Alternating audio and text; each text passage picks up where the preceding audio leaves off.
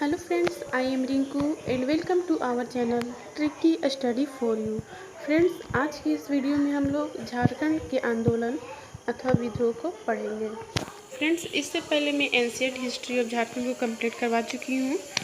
Then medieval history of Jharkhand को भी complete करवा चुकी हूँ और यह मेरा मॉडर्न हिस्ट्री ऑफ झारखंड का सेकेंड वीडियो है। मैंने मॉडर्न हिस्ट्री ऑफ झारखंड का फर्स्ट वीडियो अपलोड कर चुकी हूँ, जिसमें मैं झारखंड में अंग्रेज़ों के प्रवेश को डिस्कस की हुई हूँ। यह मेरा मॉडर्न हिस्ट्री ऑफ झारखंड से रिलेटेड सेकेंड वीडियो है। तो चलिए स्टार्ट करते हैं आज की क्लास को। इसमें सबसे पहले हम लोग ढाल विद्रोह के बारे में देखेंगे। ढाल विद्रोह झारखंड में अंग्रेज़ों के विरुद्ध प्रथम आंदोलन है। ठीक है, झारखंड में अंग्रेज़ों के विरुद्ध जो प्रथम आंदोलन होगा वह कौन सा आंदोलन है? तो ढाल विद्रोह है। और यह विद्रोह सन 1667 से लेकर 1777 तक चला। ठीक है, यानी कि 10 वर्षों तक यह विद्रोह चला है।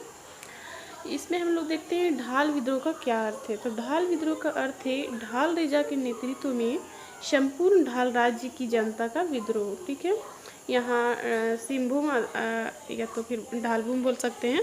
तो ढालभूम के क्षेत्र के जो राजा थे वो जगन्नाथ ढाल थे। तो अंग्रेज क्या करते हैं? अंग्रेज करते जगन्नाथ ढाल को अपदस्थ कर देते हैं और उसकी जगह पे उसके भाई नीमू ढाल को राजा बना देते हैं। ठीक है, जिसे जगन्नाथ ढाल जो है वो नाराज़ होते हैं वो ढाल विद्रोह करते हैं। इसके दमनकर्ता आते हैं लेफ्टिनेंट रूक तथा चार्ल्स मैकन, किंतु यह असफल रहते हैं। परिणाम यह होता है कि यह युद्ध 10 वर्षों तक चलता है और अंततः सन 1777 ईस्वी में जगन्नाथ ढाल को पुनः राजा घोषित कर दिया जाता है। इस तरह से इस युद्ध का अंत हो जाता है। उसके बाद झारखंड के क्षेत्र में चुआर विद्रोह होता है। चुआर विद्रोह का जो कालक्रम है वह है 1769 से लेकर 1805 ईस्वी तक।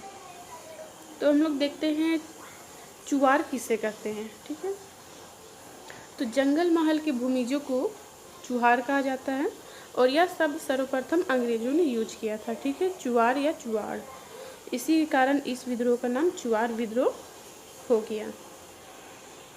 और इस विद्रोह का जो क्षेत्र था वह है सिंहभूम, मानभूम तथा पंचेत राज्य।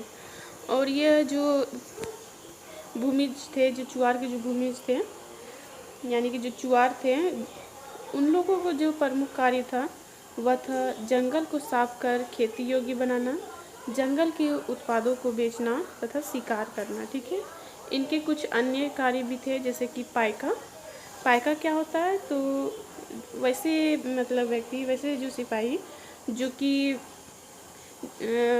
कि कार्य करते हैं अपना जमींदारों के नेतृत्व में,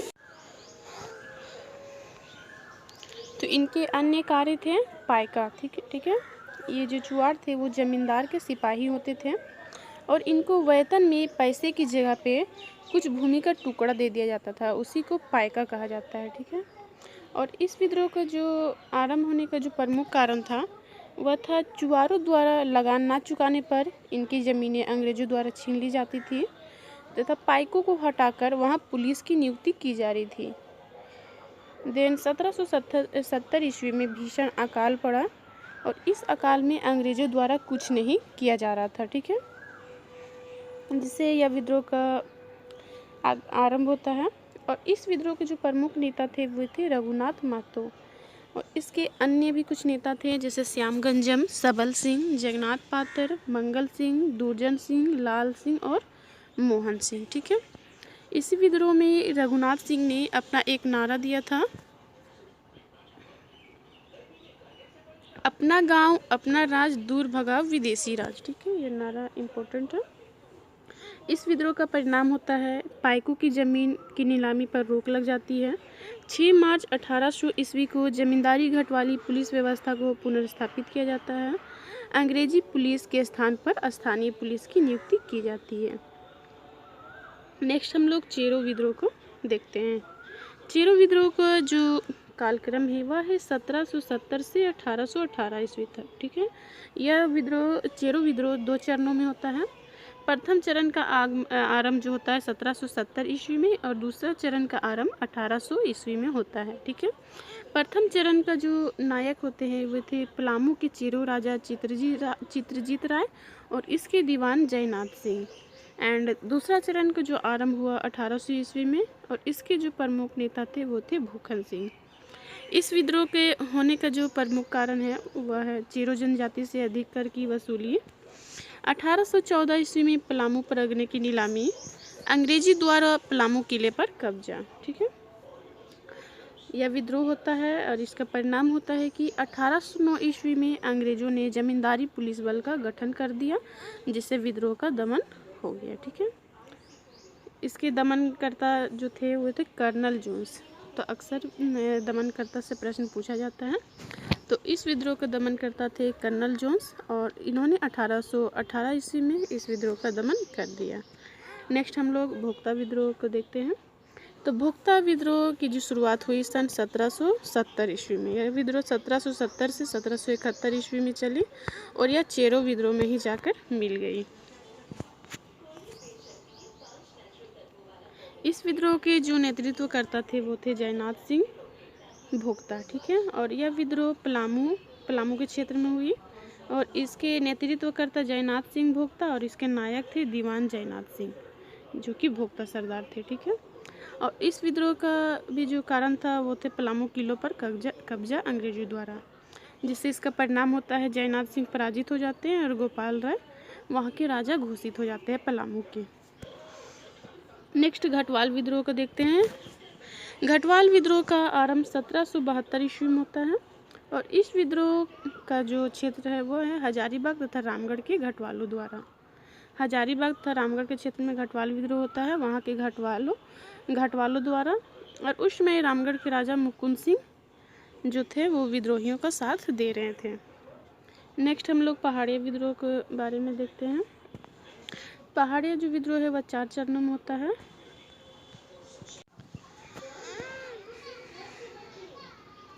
इस विद्रोह का आरंभ 1772 ईस्वी में होता है और 1780 तक चलता है। देखते हैं पहाड़िया जनजाति की 3 उपजातियां हैं, माल पहाड़ी, सोरिया पहाड़िया तथा कुमारभाग पहाड़िया। ठीक है। और इसका विद्रोह होता है सोरिया पहाड़ियों द्वारा। सोरिया पहाड़ियों द्वारा किस क्षेत्र में होता है तो राजमहल, गोड्डा और पाकुड़ के क्षेत्र में। ठीक है। और इसका जो प्रमुख क्षेत्र रहता है विद्रोह का वह है संथाल परगना। यह 4 चरणों में होता है। इसका प्रथम चरण होता है 1772 ईस्वी में, सेकेंड 1778, थर्ड 1779 एंड फोर्थ 1781 से 82 तक। सबसे पहले हम लोग प्रथम चरण को देखते हैं। प्रथम चरण 1772 ईस्वी में प्रारंभ होता है और इस विद्रोह का जो प्रमुख कारण रहता है वह पहाड़ी जनजाति के प्रधान की नृशंस एवं विश्वासघाती हत्या और यह हत्या मनसबदारों द्वारा की जाती है। नेक्स्ट हम लोग द्वितीय चरण को देखते हैं। द्वितीय चरण का आरंभ 1778 ईस्वी में होता है और इसके नेतृत्वकर्ता जगन्नाथ देव होते हैं। ठीक है। अंग्रेजी सरकार क्लीवलैंड ने पहाड़ी जनजाति को सरकारी धनोद्रोह में शामिल किया जिसमें कि 47 पहाड़ी सरदार और 1300 पहाड़ी जनजाति इसमें शामिल थे और वे 2 रुपये से 10 रुपये मासिक वेतन देना प्रारंभ किया।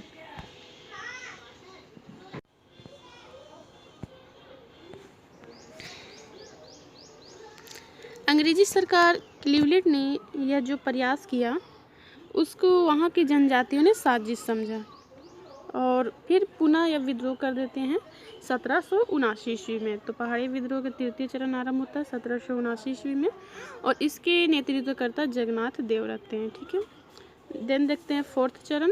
फोर्थ चरण का आरंभ 1781 से 1782 में होता है और इसके नेतृत्वकर्ता रानी सर्वेश्वरी रहती है। यह महेशपुर की रानी रहती है। ठीक है। और इसका समर्थन पहाड़ी जनजाति करते हैं और इस विद्रोह का जो प्रमुख कारण था वह है पहाड़ी जनजाति की भूमि दामिनी कोह में बदल दी जा रही थी जिससे कि यह विद्रोह होता है और इस विद्रोह के फलस्वरूप परिणाम होता है कि रानी सर्वेश्वरी जो है वह सफल रहती है और उसे अंग्रेज जो है वो गिरफ्तार कर लेते हैं। देन पहाड़ी जनजाति की भूमि को दामिनी कोह में परिवर्तित कर दी जाती है।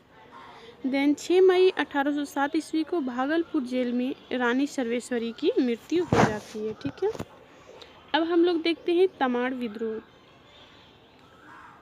तमाड़ विद्रोह का जो समय है वह है 1782 से लेकर 1807 ईस्वी।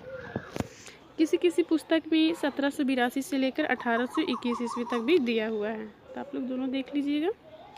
इस विद्रोह का प्रारंभ मुंडा आदिवासियों द्वारा होता है छोटा नागपुर के तमाड़ क्षेत्र में, और इसके जो प्रमुख कारण रहता है तमाड़ विद्रोह का वह अंग्रेजों का अत्याचार, नागवंशी राजाओं का अत्याचार, दिकुओं का आना, दिकुओं यानी कि गैर जनजातियों का आना, आगमन, झारखंड के क्षेत्र में बाहरियों का आगमन हो रहा था, रामगढ़ पंचायत वीरभूम के विद्रोहियों का तमाड़ में प्रवेश हो रहा था।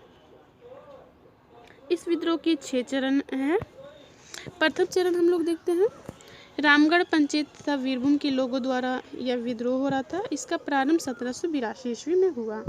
सन 1783 ईस्वी में विद्रोहियों को जमींदारों का साथ मिलता है, जिससे इसका परिणाम होता है मेजर जेम्स के द्वारा विद्रोहियों का आत्मसमर्पण करवाया जाता है, जिससे कि 5 वर्षों तक फिर इस क्षेत्र में शांति रहती है। देन इस विद्रोह का दूसरा चरण प्रारंभ होता है 1789 ईस्वी में।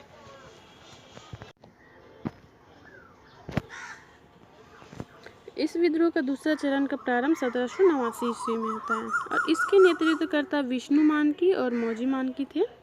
और इस विद्रोह का जो प्रमुख कारण था कि ये कर देने से इनकार कर रहे थे, और इनके समर्थन में 3000 मुंडा भी हैं जो कि कर देने से इनकार किए, जिससे कि अंग्रेज नाराज हुए और दमन हेतु कैप्टन हेगन आया, किंतु यह असफल हुए।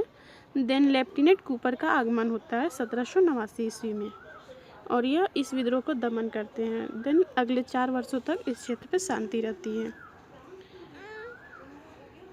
फिर थर्ड चरण स्टार्ट होता है सन 1794 ईस्वी में तमाड़ में, और इस विद्रोह का जो स्वरूप रहता है वो व्यापक रहता है, और इसके जो प्रमुख नेता थे वो तमाड़ के ठाकुर भोलानाथ सिंह एंड सिल्ली एंड अन्य नेता भी थे। सिल्ली के ठाकुर विश्वनाथ सिंह, विशुनपुर के ठाकुर हीरानाथ सिंह, बुंडू के ठाकुर शिवनाथ सिंह, आदिवासी नेता रामशाही मुंडा। ठीक है, इस विद्रोह का परिणाम होता है कि कैप्टन लिमन द्वारा कई विद्रोहियों तथा कैप्टन बेन द्वारा भोलानाथ सिंह को गिरफ्तार किया गया एंड तमाड़ विद्रोह जिससे कमज़ोर हो गया। ठीक है, अंग्रेजों द्वारा भोलानाथ सिंह को गिरफ्तार कर लिया जाता है, जिससे कि तमाड़ विद्रोह कमज़ोर हो जाता है। देन इस विद्रोह का फिर चतुर्थ जो चरण स्टार्ट होता है वह 1807 ईस्वी में होता है। देन इस विद्रोह का चतुर्थ चरण स्टार्ट होता है 1807 ईस्वी में। ठीक है, और इसके नेतृत्व करता है दुखन शाही, वह मुंडा जनजाति रहते हैं। 1807 ईस्वी में कैप्टन रफसीस द्वारा दुखन शाही को गिरफ्तार कर लिया जाता है, और इस तरह इस विद्रोह का दमन हो जाता है। देन पंचम चरण का आरंभ होता है 1810 ईस्वी में। इसके नेतृत्व करता बख्तर शाह है, और यह नवागढ़ के क्षेत्र में आरंभ होता है, और इसकी दमन करता लेफ्टिनेंट एच ओडोनेल थे। नेक्स्ट छठा चरण स्टार्ट होता है 1819 ईस्वी में, और इसकी नेतृत्व करता दौलत राय मुंडा, शंकर मानकी व भूदरा मुंडा रहते हैं। ठीक है, एंड इसके दमन करता यानी कि दौलत राय मुंडा जो थे उनको दमन हेतु ईरब से इसका आगमन होता है, ये इसका दमन करते हैं। एंड शंकर मानकी एंड भद्रा मुंडा के जो विद्रोह रहता है उनका दमन एजी कोलविन करते हैं। ठीक है फ्रेंड्स, आज की वीडियो में इतना ही, मिलते हैं नेक्स्ट वीडियो में।